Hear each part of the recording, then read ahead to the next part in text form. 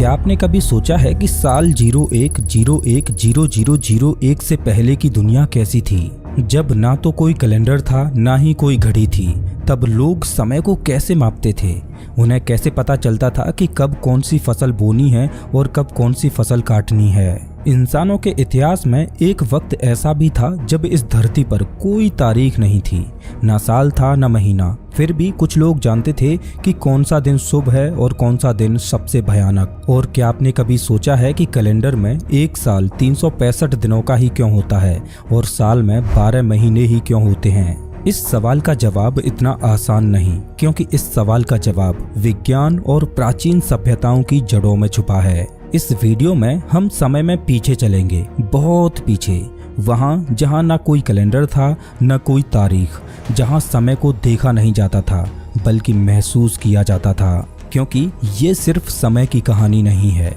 ये इंसान की सोच, उसकी कल्पना और उसके अस्तित्व की कहानी है। और एक चेतावनी, इस वीडियो में आप जो कुछ भी जानने वाले हैं वो शायद आपकी आज की समय की सोच को पूरी तरह से बदल दे। नमस्कार दोस्तों, मैं हूं श्याम तोमर, स्वागत करता हूं आपका इस वीडियो में।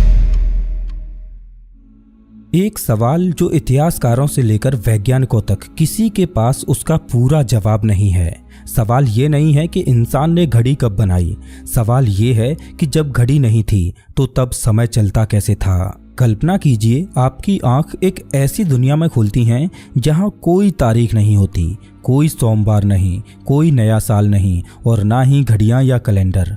आपको नहीं पता आज कौन सा दिन है या यहाँ तक कि साल कौन सा है। तो आपके लिए वो दुनिया कैसी होगी? आप अपनी यात्रा या कोई मीटिंग कैसे प्लान करोगे? आप अपना जन्मदिन कब मनाओगे? आप नए साल का जश्न कब मनाओगे? आप ये कैसे तय करोगे कि कब आपको कोई त्योहार मनाना है? लेकिन जब आप अपने आसपास के लोगों को देखते हो तो आप देखते हो कि फिर भी लोग जी रहे हैं, खेतों की बुवाई कर रहे हैं, भविष्य की भविष्यवाणियां कर रहे हैं, युद्ध की तारीख तय कर रहे हैं। अब सवाल ये उठता है कि जब 1 जनवरी 0001 भी नहीं आया था तब इंसान समय को कैसे समझता था? उनके पास कोई डिजिटल घड़ी नहीं थी, लेकिन वे फिर भी जान लेते थे कि कब कौन सा त्योहार मनाना है। कैसे? क्या उन्होंने सितारों से बात की थी या कोई और रहस्यमय तरीका था जिससे वे वक्त को पकड़ पाते थे? कुछ लोगों का मानना है कि हमारे पूर्वजों के पास कोई छुपा हुआ ज्ञान था जिसे वक्त के साथ खो दिया गया। क्या हम उस ज्ञान को वापस खोज पाएंगे?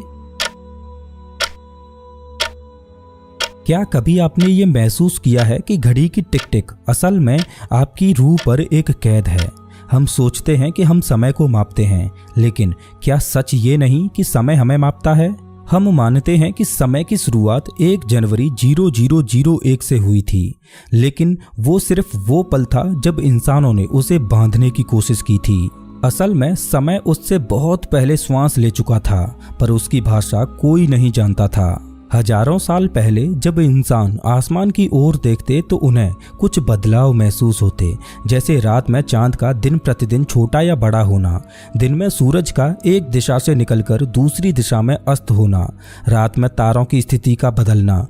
आसमान में होने वाले ये बदलाव कुछ और नहीं बल्कि समय की अनुभूति थे। ऐसा पहली बार था जब उन लोगों ने समय को पहचानने और उसे जानने की कोशिश की थी, लेकिन सवाल ये था कि वो इस वक्त को कैसे बांधें। अब उसे चाहिए था कोई ऐसा तरीका जिससे वो इस वक्त को छू सके, उसे स्थिर कर सके और उसके अनुसार चल सके। और यहीं से शुरुआत हुई इंसान के पहले टाइम मशीन की, जिसे आज हम घड़ी बोलते हैं। वो कोई धातु की घड़ी नहीं थी, ना ही कोई कंपास, वो थे महज पत्थर।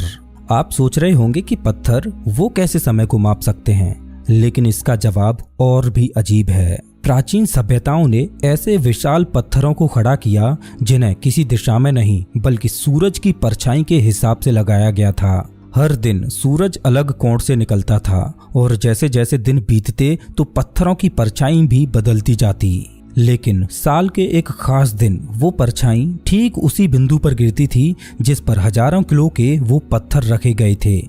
आप इसे क्या कहोगे, एक संयोग या किसी रहस्य की कुंजी?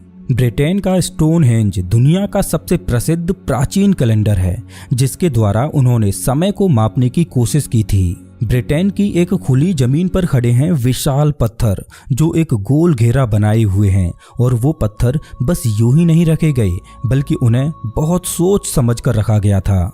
हर साल 21 जून को सूरज ठीक उन्हीं पत्थरों के बीच से निकलता है और 21 दिसंबर को वहीं डूबता है। ये था उनका तरीका मौसम और समय को मापने का। कोई घड़ी नहीं, कोई कैलेंडर नहीं, बस सूरज और पत्थर। साल 2022 की एक स्टडी के मुताबिक स्टोनहेंज में लगे बड़े पत्थर शायद साल के 365 दिनों को दर्शाते हैं, बिल्कुल एकदम हमारे आज के कैलेंडर की तरह। इसमें हर एक पत्थर एक दिन या सप्ताह को दर्शाता है। शायद यही पत्थर उनके लिए समय बताने वाले पहरेदार थे। तो अगली बार जब आप स्टोनहेंज की तस्वीरें देखें तो उसे सिर्फ पत्थरों का ढांचा मत समझिए। ये एक प्राचीन वैज्ञानिक चमत्कार था, एक अद्भुत कैलेंडर जो समय को पत्थरों में कैद करता था। लेकिन क्या आप जानते हैं कि भारत में भी ऐसे कई स्थान हैं जहां सूर्य के साथ जुड़ा हुआ गणित हजारों साल पहले इस्तेमाल किया गया था। भारत में मंदिर केवल पूजा के स्थान नहीं थे बल्कि वे समय के केंद्र थे। आपको क्या लगता है कि कोणार्क का सूर्य मंदिर सिर्फ पूजा के लिए बना था, या फिर वो एक प्राचीन टाइम मशीन था जो समय और साल दोनों गिन सकता था? समंदर की लहरों से कुछ किलोमीटर दूर उड़ीसा में एक मंदिर है जिसे लोग सूर्य देव का रथ बोलते हैं। कोणार्क का सूर्य मंदिर इस तरह से बना है कि साल के 2 विशेष दिनों पर सूर्य की किरणें उसके गर्भगृह में ठीक उसी तरह प्रवेश करती हैं जैसे कोई वैज्ञानिक प्रयोगशाला में प्रकाश को नियंत्रित करता है। सूर्य देव के रथ में 12 पहिए, 7 घोड़े और एक रहस्य जो सदियों से छुपा हुआ है। हर पहिया साल के 12 महीनों को दर्शाता है और हर पहिए में 8 तीलियां हैं जो एक दिन के 8 पहरों को बताती हैं। आपको बता दूं कि जिस तरह से आज हम समय को घंटों में मापते हैं, उसी तरह प्राचीन भारत में हमारे पूर्वज समय को पहरों में मापते थे। अब सुनिए एक कमाल की बात। इन पहियों पर सूरज की छाया गिरती है और इससे दिन का समय मापा जा सकता है। जिस समय दुनिया घड़ी बनाना भी नहीं जानती थी, उस समय हमारे पूर्वज पत्थरों से समय को पढ़ रहे थे। ये कोई कला नहीं थी बल्कि ये विज्ञान था, और वो भी हमारे ही देश की जमीन पर। ये सिर्फ कला नहीं थी, ये टाइम इंजीनियरिंग थी। कल्पना कीजिए कि आप 5000 साल पहले के किसी कबीले में हैं। आप जवान हैं और आपको बताया गया है कि जैसे ही सूर्य की परछाई उस तीसरे पत्थर को छूती है तभी अगली ऋतु शुरू होगी। कोई घड़ी नहीं, कोई मोबाइल अलर्ट नहीं, बस एक परछाई, और उस पर आपकी पूरी सभ्यता का भविष्य निर्भर करता है। अब सवाल ये आता है कि प्राचीन समय में पत्थर भी समय की भाषा बोलते थे, लेकिन क्या वो भाषा आज भी जीवित है, या हमने उस ज्ञान को खो दिया है और अब हम सिर्फ मशीनों पर ही भरोसा करने लगे हैं? जब प्राचीन मानव ने पहली बार आकाश की ओर देखा तो उसने महसूस किया कि कुछ है जो रोज बदलता है। हर रात चांद एक नया रूप धारण करता, एक पतली रेखा से लेकर एक चमकते गोले तक, और फिर धीरे धीरे मिट जाता। ये बदलाव सिर्फ सौंदर्य नहीं था, ये था समय का पहला संकेत। हजारों साल पहले जब न तो घड़ियां थीं और न ही तारीख हैं, तब इंसानों ने चांद को समय मापने के उपकरण के रूप में अपनाया। चांद का 29.5 दिनों का एक पूरा चक्र, अमावस्या से पूर्णिमा और फिर पूर्णिमा से अमावस्या, यही बना दुनिया का पहला कैलेंडर जिसे लूनर कैलेंडर बोला जाता है। भारत में पंचांग प्रणाली में तिथि और पक्ष जैसी संकल्पनाएं चंद्र गति से जुड़ी थीं। यह कैलेंडर केवल समय की माप नहीं था, यह सामाजिक, धार्मिक और कृषि जीवन का आधार बन गया। त्योहार, व्रत, विवाह सब चांद के अनुसार तय होते थे। लेकिन चांद के अलावा एक और खगोलीय शक्ति समय को दर्शा रही थी, सूर्य। सूर्य का एक चक्र लगभग 365 दिन लंबा होता है। वो स्थिर था, सटीक था। यही कारण था कि मिस्र और रोमन सभ्यताओं ने सौर कैलेंडर को अपनाया। अब सवाल उठता है कि एक तरफ चांद था जो 29.5 दिनों में अपना एक चक्र पूरा कर रहा था, तो दूसरी ओर सूर्य था जिसको अलग अलग ऋतुओं के एक चक्र को पूरा करने में लगभग 365 दिन लग रहे थे। तो ऐसे में कौन सा कैलेंडर अधिक प्राकृतिक था? लेकिन भारत ने दोनों के बीच संतुलन बनाया। चंद्र और सौर दोनों को मिलाकर एक कैलेंडर बनाया जिसे लूनीसौर कैलेंडर बोला जाता है। और इस कैलेंडर में हर 32.5 महीनों में एक अधिमास जोड़ा जाता है, यानी एक महीना अलग से जोड़ा जाता है ताकि चंद्र वर्ष सौर वर्ष से मेल खा सके। इसे समझने के लिए प्राचीन विद्वान खगोलीय गणनाओं का प्रयोग करते थे। आज के समय में वैश्विक व्यापार और तकनीक के लिए सूर्य पर आधारित कैलेंडर जरूरी है, लेकिन हमारी आत्मा और संस्कृति अब भी चंद्रमा की ओर झुकी है।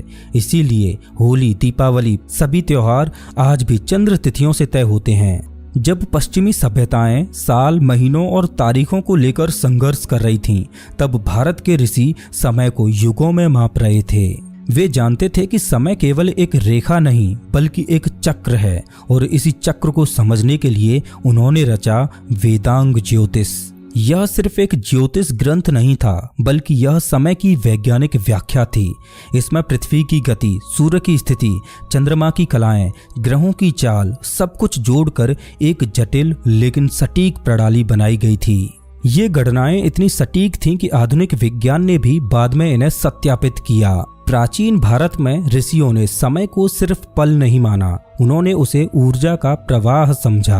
आज जब हम घड़ी की ओर देखते हैं तो हम एक नंबर देखते हैं, लेकिन जब वे आकाश की ओर देखते थे तो उन्हें एक चक्र दिखता था जो जीवन, मृत्यु और पुनर्जन्म की लय को दर्शाता था। आज के समय में हर वर्ष की शुरुआत एक आतिशबाजी के साथ होती है। 1 जनवरी को हम जश्न मनाते हैं, गिनती करते हैं और मानते हैं कि समय ने एक नया चक्र शुरू किया है, जिसे हम नए साल की शुरुआत बोलते हैं। लेकिन क्या आपने कभी ये सोचा है कि ये तारीख आखिर आई कहाँ से?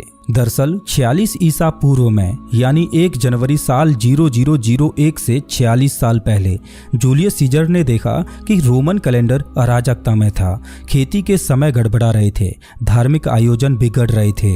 इस समस्या को हल करने के लिए उन्होंने एक नया कैलेंडर प्रस्तुत किया जिसका नाम था जूलियन कैलेंडर। इसमें 365 दिन और हर 4 साल में एक लीप ईयर जोड़ा गया। लेकिन यहाँ भी एक सवाल बचा रह गया, आखिर इस कैलेंडर की कहानी शुरू कहाँ से हो? मजेदार बात यह है कि सन 0000 जैसा कोई साल कभी था ही नहीं। सीधा 1 ईस्वी यानी 1 जनवरी साल 0001 को जूलियन कैलेंडर का प्रारंभ माना गया, जिसे ईसा मसीह का जन्म वर्ष कहा गया। और इस कैलेंडर में जनवरी के महीने को साल का पहला महीना माना गया। लेकिन ऐतिहासिक रिकॉर्ड्स बताते हैं कि ईसा का जन्म भी शायद इस कैलेंडर के लॉन्च होने से 4 से 6 साल पहले हुआ था। तो क्या ये सिर्फ एक धार्मिक धारणा थी जिसे पूरे संसार का कैलेंडर बना दिया गया? सदियों तक ये जूलियन कैलेंडर चलता रहा, लेकिन 1500 वर्षों में उसमें 10 दिन का अंतर आ गया था और अब जरूरत थी इस कैलेंडर में सुधार करने की। पोप ग्रेगरी 8 ने इसे ठीक करने के लिए ग्रेगोरियन कैलेंडर लागू किया, जिसमें अक्टूबर 1582 में उन्होंने इतिहास से सीधे 10 दिन हटा दिए और 4 अक्टूबर के बाद सीधा 15 अक्टूबर आ गया। और तब से लेकर आज तक हम इसी कैलेंडर को इस्तेमाल कर रहे हैं।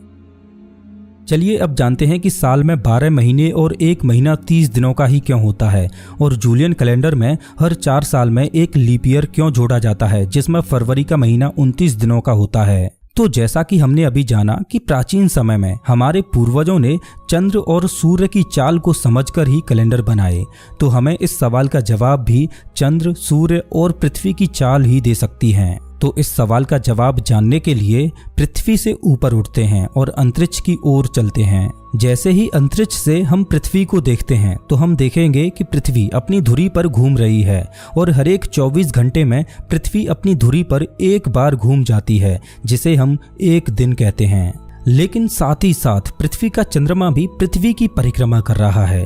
तो ऐसे में जब तक चंद्रमा पृथ्वी का एक चक्र पूरा करता है, तब तक पृथ्वी अपनी धुरी पर 29.5 बार घूम जाती है। मतलब 29.5 दिनों में चंद्रमा पृथ्वी की एक परिक्रमा पूरी करता है। इसे ही एक महीना बोला जाता है, जो कि 30 दिनों का होता है। जिस तरह चंद्रमा पृथ्वी के चारों ओर घूम रहा है, उसी तरह हमारी पृथ्वी भी सूर्य की परिक्रमा करती है। और जब तक हमारी पृथ्वी सूर्य की एक परिक्रमा पूरी करती है, तब तक पृथ्वी अपनी धुरी पर 365 बार घूम जाती है और चांद तब तक पृथ्वी की 12 परिक्रमा पूरी कर लेता है। इसी वजह से एक साल 365 दिनों का होता है और साल में 12 महीने होते हैं। लेकिन एक मजेदार बात यह है कि पृथ्वी सूर्य की एक परिक्रमा करते समय 365 दिन से एक चौथाई और ज्यादा घूम जाती है और 4 सालों में पृथ्वी पूरा एक दिन एक्स्ट्रा घूम लेती है। तो इस अतिरिक्त दिन को कैलेंडर में मैनेज करने के लिए 4 साल में एक बार लीप ईयर को जोड़ा गया, जिसमें फरवरी का महीना 29 दिन का होता है। आपको बता दूं कि हिंदू कैलेंडर, जिसे पंचांग बोला जाता है, वो चंद्र की चाल पर आधारित है, जो 29.5 दिन में अपना एक चक्र पूरा करता है और एक साल में 12 चक्र पूरे करता है। उस हिसाब से पंचांग कैलेंडर में एक साल 354 दिन का होता है। लेकिन सूर्य का एक साल 365.25 दिन में पूरा होता है, तो चंद्र कैलेंडर को सौर कैलेंडर के साथ मेल खाने के लिए उसमें हर एक 2.5 से 3 सालों में एक महीना अधिक जोड़ा जाता है, जिसे अधिक मास भी बोला जाता है। और ये भी बिल्कुल लीप ईयर की तरह ही है, जिसमें एक दिन नहीं बल्कि पूरा एक महीना ही जोड़ा जाता है। आज हम मॉडर्न टेक्नोलॉजी के साथ ये गणनाएं भली भांति कर सकते हैं, लेकिन सोचकर देखिए कि हमारे पूर्वजों ने हजारों साल पहले बिना किसी आधुनिक तकनीक के ये गणनाएं की थीं। इससे आप अंदाजा लगा सकते हो कि हमारे पूर्वजों के पास हजारों साल पहले भी खगोल विज्ञान का कितना गहरा ज्ञान रहा होगा। समय, जो कभी ऋषियों के लिए ब्रह्मांड की धड़कन था, वो अब एक कागज पर दर्ज नंबर बन गया है। हमने उसे इतना बांधा कि हम भूल गए कि समय बाहर से ज्यादा भीतर से चलता है। तो जब अगली बार आप घड़ी देखें या कैलेंडर पर 1 जनवरी को नया साल लिखें, तो एक पल ठहरिए और सोचिए कि क्या आप सच में समय को महसूस कर रहे हैं या सिर्फ किसी और के बनाए सिस्टम का हिस्सा बन गए हैं। समय कभी शुरू नहीं हुआ था और शायद कभी खत्म भी नहीं होगा। उसकी असली भाषा अब भी सितारों में छुपी है, चांद की चाल में, सूर्य की गर्मी में और आपकी धड़कनों में। 1 जनवरी 0001 बस एक तारीख थी और ये कोई नया कैलेंडर नहीं था। भारत में पंचांग जूलियन कैलेंडर के लॉन्च होने से हजारों साल पहले ही बन चुका था, जो आज भी उतना ही सटीक है जितना हजारों साल पहले सटीक था। समय की कहानी 1 जनवरी 0001 से पहले भी चल रही थी और आज भी चल रही है। बस सवाल ये है कि क्या आप उसे सुन पा रहे हैं या आप समय को बांधते बांधते उसी में खो गए हैं, या आप भी अपने समय का इंतजार कर रहे हैं। अपना टाइम आएगा। दोस्तों, अगर आपको ये वीडियो पसंद आया हो तो इसे लाइक जरूर करें, ताकि ऐसे ही और वीडियोज बनाने के लिए मुझे मोटिवेशन मिले।